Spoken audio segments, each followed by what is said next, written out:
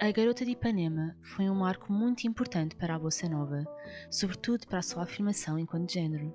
Como não podia deixar de ser, sobretudo pela sua relevância, é com esta obra que Suzanne O'Reilly inicia o seu artigo Tom Jobim and the Bossa Nova Era. Foi o resultado do conjunto de esforços de Vinícius de Moraes e Tom Jobim, duas das figuras mais importantes para a música brasileira do século XX. Escrita em 1962, teve um impacto no mercado internacional até à altura nunca visto na indústria brasileira. No total, há 4,2 milhões de performances registadas e o género da Bossa Nova foi internacionalmente reconhecido. No panorama nacional, Garota de Ipanema pode ser considerada como uma fronteira que delimita as eras pré-Bossa Nova e pós-Bossa Nova, devido à insurgência da música popular brasileira politizada. Tal como o título indica, Tom Jobim foi uma das figuras mais importantes para esta era, destacando-se por ter composto obras como Desafinado, Insensatez e Chega de Saudade. Como tal, o artigo trata-se de uma homenagem ao grande músico que foi e discute a forma como a Bossa Nova impactou a linguagem da música popular brasileira. Para melhor entendermos a origem da Bossa Nova enquanto género, é fundamental referir o ambiente poémico da classe média intelectual do Rio de Janeiro. Os bares e a vida noturna foram um berço do género repleto de exploração e experimentalismo. Frequentadas por poetas, artistas, jornalistas e os demais, a boemia passou a ser um palco de grandes debates e trocas de ideias dos mais variados temas, bem como um espaço de criação artística. Este ambiente era motivado por um crescimento económico e industrial que promoveu uma era de euforia nacional, tal como é referido por Wiley. Disputou-se uma busca por novos valores estéticos e um estilo musical que refletisse a imagem da juventude da classe média carioca. Foi assim que diversos grupos de músicos de Copacabana e Ipanema se começaram a reunir e a compor, originando o género mais tarde conhecido como Bossa Nova. Foi executada uma modernização da música brasileira, que lhe atribuiu um caráter mais íntimo e sofisticado, negando o estereotipo da exuberância e emoção em demasia associada à música de outrora. A experimentação da altura resultou numa fusão entre a linguagem musical nacional e influências de estilos externos como bebop e free jazz. O primeiro uso do termo Bossa Nova aparece na letra da obra Desafinado de Tom Jobim e de Mendonça. A expressão foi adotada por Ronaldo Buscoli, um importante jornalista do movimento, e desta forma tornou-se a designação oficial do estilo. A sua insurgência estabeleceu fortes contrastes com a exuberância e exotismo da prática anterior samba-canção.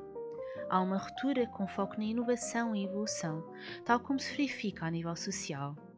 Uma das melhores formas de entender esta ruptura é através da análise da obra Desafinado. Repleta de cromatismos e intervalos dissonantes, apresenta uma construção harmónica sem um centro tonal claro e uma melodia sincopada. Apesar da sua importância lhe conceder o título de Manifesto da Bossa Nova, há obras anteriores que já partilhavam estas características. Desta forma, considera-se a primeira Bossa Nova a obra Chega de Saudade, de Vinícius de Moraes e João Gilberto.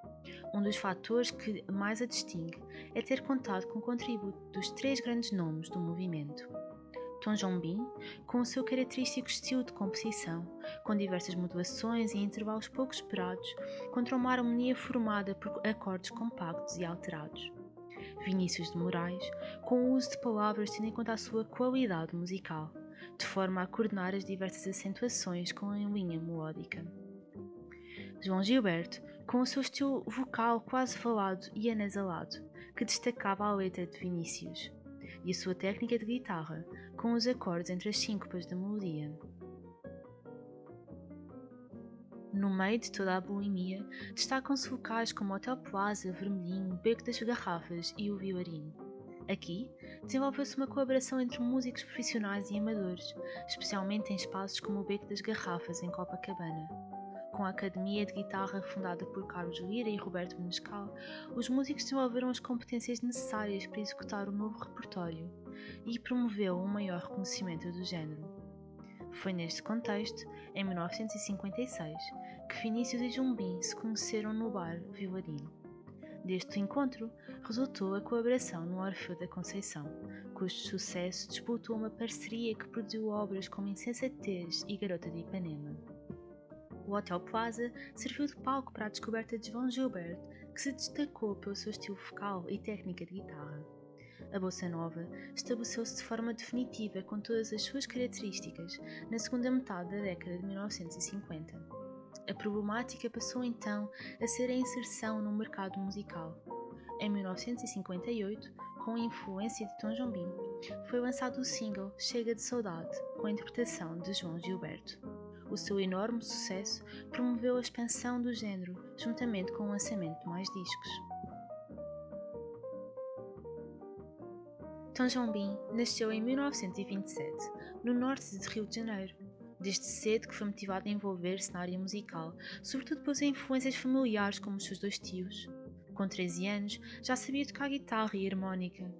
Ao longo da sua formação musical, teve contato com grandes nomes do mundo da música brasileira.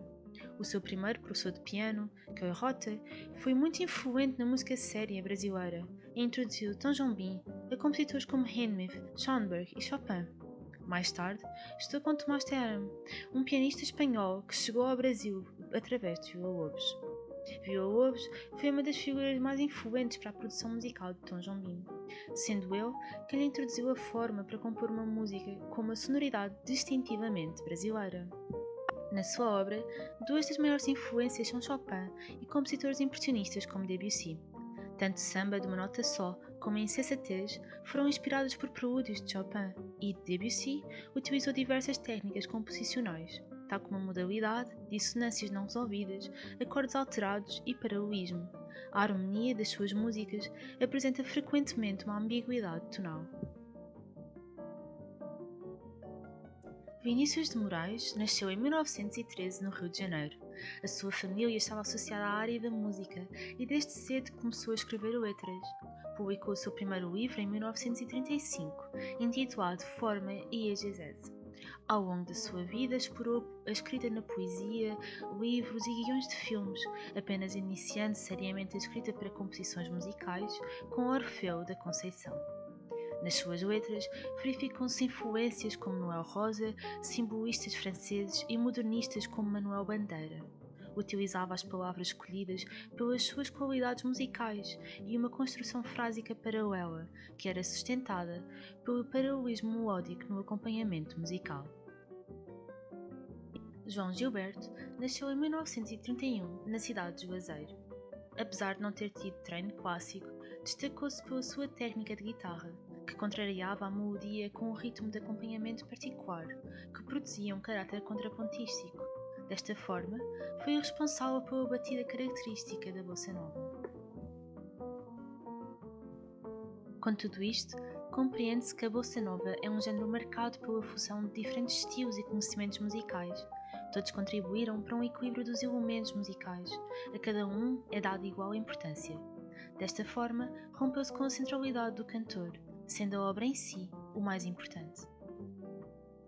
No início da década de 1960, a indústria da música popular brasileira estava dominada pela bossa nova. No entanto, devido à massificação e às alterações no panorama social e económico do país, o género já não representava o estado de espírito da população. Com o golpe militar e a inflação, houve uma necessidade de politizar a música. Músicos como Carlos Lyra foram fundamentais para este processo. Manteve-se a mesma estética e musicalidade das canções de bossa nova e introduziu-se letras políticas. No entanto, esta alteração limitou a sua expansão para um público mais abrangente, dado que a linguagem musical adotou uma maior sofisticação. Mesmo assim, devido ao princípio da igualdade e equilíbrio na base da sua prática, o estilo motivou a formação de uma oposição à ditadura militar. Na altura, os músicos sentiram a necessidade de procurar outras inspirações e sonoridades que encontraram no Brasil rural e nos estilos populares urbanos tradicionais. Esta mudança na musicalidade levou à insurgência de nomes como Chico Buarque. A dominação da bossa nova foi dissipada com a criação de estilos regionais. Isto foi uma consequência natural da busca por sonoridades rurais e tradicionais. Atualmente, percebe-se a herança de um estilo que fundiu o erudito com o popular, atribuindo uma grande complexidade e exigência de qualidade musical à música popular que ainda hoje é produzida.